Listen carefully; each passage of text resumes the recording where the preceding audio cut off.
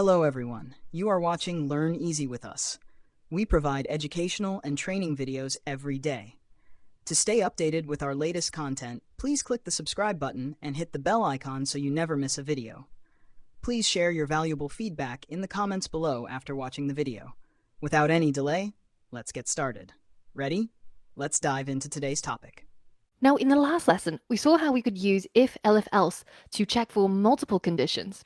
But in this case, we're only checking one condition, even though we have multiple. Because if this first condition is true, then we would do whatever it is we need to do, and then we would bypass everything else. Now, what if you're in a situation where you need to check for multiple conditions, even if the previous one was already true? Coming back to our roller coaster ticketing problem, if you're going on a good roller coaster ride, you'd probably want to keep a picture for the memories, right? And our roller coaster is no exception. We want to be able to charge users an extra $3 if they want to purchase a ticket that includes a photo. Now, this is quite interesting because this is completely independent of their age or their height. Even if we've already gotten their age and height and determined their ticket price, this is an extra question. Do you want a photo or not? Yes or no? If you do, then we're going to add $3 to your existing ticket price. To do this, we would write multiple if conditions. If condition 1 is true, then do A, but then the code is going to go to the next case and check if condition 2 is also true, in which case it will do B, and if the final condition is also true, it's going to do C. Whereas on the example on the left here, only one of these things, A, B, or C, will be carried out. Comparing the example on the left, where we're using if, elif, else, only one of these things, A, B, or C, will be carried out. But on the right-hand side, all three conditions are checked. And if it so happens that all three conditions are true, then A, B, and C will all be executed. Currently, our code operates like this. We check for their height. If they're over 120 centimeters, we check their age. And depending on their age, we give them a different price ticket.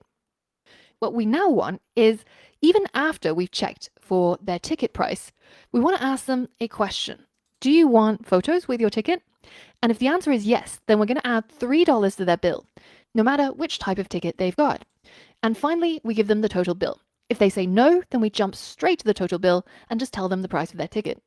So how do we implement this in our code?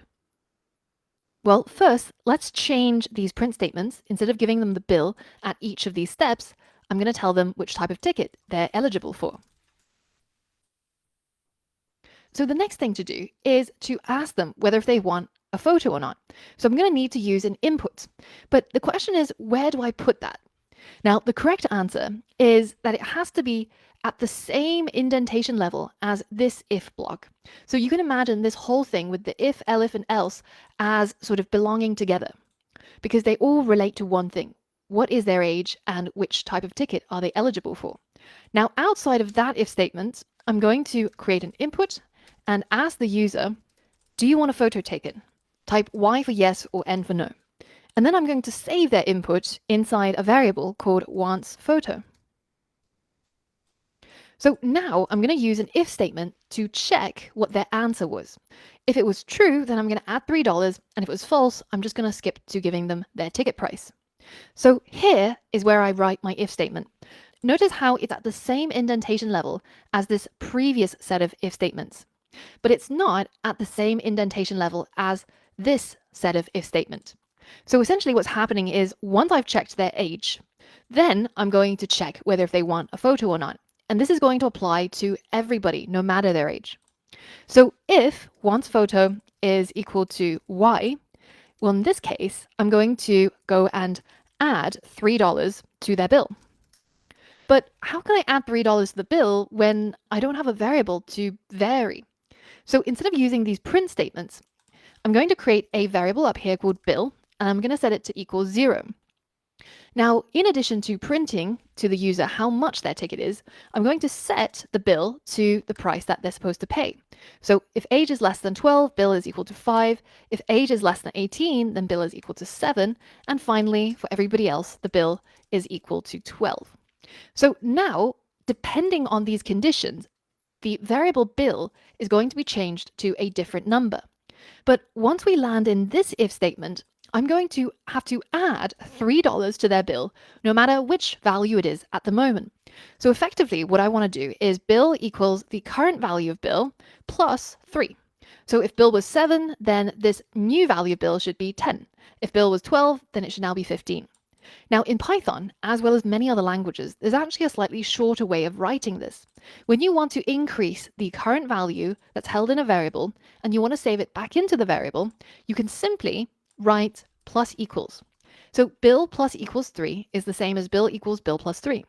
Now, no matter what the value of bill is before it reached this if statement, I'm still going to add $3 to it. Now, after this if statement is completed, I don't actually have to write a companion else statement, because in this case, if the answer is no, then we're simply going to do nothing. We're not going to do anything to the bill. Instead, I'm just going to skip ahead and print to the user their final bill. And I'm going to use f-strings to insert the value that the bill variable has into this print statement. Now, for your code to work, the indentation matters a huge deal, because the computer will think you want it to do different things depending on the indentation. So notice how this indentation shows that this bill plus 3 is to be executed when this condition is true.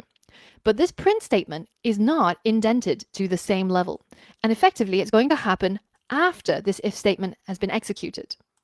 So you can play around with indenting this print statement, unindenting it, and see what the difference is. But now I'm going to go ahead and run my code and try and get a ticket. So let's say that I am 21 years old. It tells me that adult tickets are $12. And then it asks me, do you want a photo taken? So yeah, I would love to have a photo taken. And it tells me that my final bill is 15. So I forgot a dollar sign here. But effectively, it's now added the $3 to the $12 because of this additional if statement. So if this concept is still a little bit confusing to you, then I want you to really study this flowchart and just look at the difference and visualize it. Because the if-elif-else statement is only ever going to be true in one of these arrows, right? You can't be less than 12 and 18 and over. And similarly, it doesn't make sense for you to have two different ticket prices. But with the want photos, this condition has to be asked no matter whichever branch they landed on. So it's completely separate from this if statement. And once you've had a look at this flowchart, then compare it against the code. And the way that the code works should be a lot more obvious. And once you're happy with the code and this concept, then I want you to head over to the next lesson where I've got a code challenge for you. So for all of that and more. Thanks for watching the video till the end. Please leave your thoughts below so we can discuss more about the topic. If you'd like to suggest a video that could help the community, feel free to message me on X or Instagram. We also share short videos on Instagram, so make sure to follow us there. Feel free to reach out. We'd love to hear from you, and might even create a video based on your suggestion.